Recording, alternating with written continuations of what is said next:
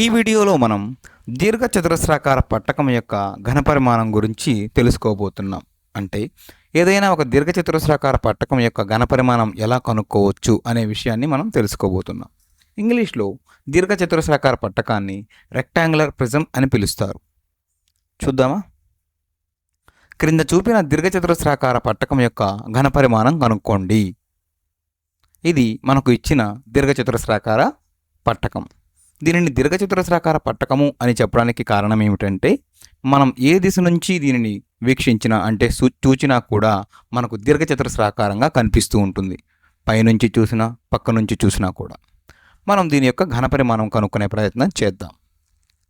సమాధానం: దీర్ఘచతురస్రాకార పట్టకం యొక్క ఘనపరిమాణానికి సూత్రం ఏమిటి అంటే, 3 కొలతలను మనం గుణించవలసి ఉంటుంది. ఇలా పొడవు, వెడల్పు, ఎత్తు ఆ 3 కొలతలను మనం గుణించినట్లయితే పట్టకం యొక్క ఘనపరిమాణం వస్తుంది. ఇక్కడ పొడవు ఎంతండి? 7 మీటర్లు ఉంది. వెడల్పు 8 మీటర్లు ఉంది. అలాగే ఎత్తు 6 మీటర్లు ఉంది. అవునా? గమనించండి అది. కాబట్టి ఘనపరిమాణం ఎలా ఉంటుందా? 7 మీటర్లు ఇంటూ 8 మీటర్లు ఇంటూ 6 మీటర్లు పొడవు, వెడల్పు, ఎత్తు. అంతిమంగా ఘనపరిమాణము 336 మీటర్ల క్యూబులుగా చెప్పవచ్చు. ఎందుకంటే 3 దిశల్లో వెళుతుంది కాబట్టి మీటర్ క్యూబ్ అంటాం దాన్ని. తదుపరి మరొక ఉదాహరణ. క్రింద చూపిన పెట్టె యొక్క ఘనపరిమాణం కనుక్కోండి. మరొక పెట్టె ఇచ్చారు చూడండి. ఇది మరొక పెట్టె. ఇది కూడా దీర్ఘచతురస్రాకారంలో ఉన్న పట్టకమే. కింద దీర్ఘచతురస్రాకారం ఉంది, పక్కన దీర్ఘచతురస్రమే ఉంది, పైన దీర్ఘచతురస్రమే ఉంది మీరు గమనించినట్లయితే. అయితే మనం ఈ పెట్టె యొక్క ఘనపరిమాణం కనుక్కోవాలి.